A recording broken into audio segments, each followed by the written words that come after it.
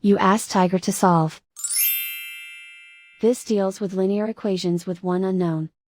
The final result is y equals 2. Let's solve it step by step. Group all y terms on the left side of the equation. Add 2y to both sides. Group like terms.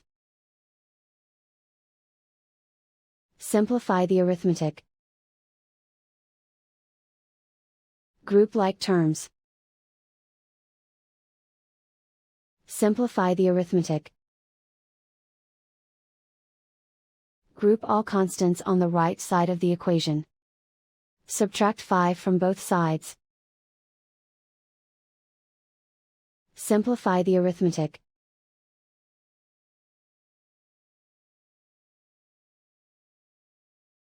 Isolate the y. Divide both sides by 6.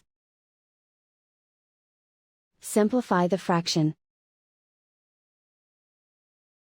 Find the greatest common factor of the numerator and denominator. Factor out and cancel the greatest common factor. And so the final result is y equals 2.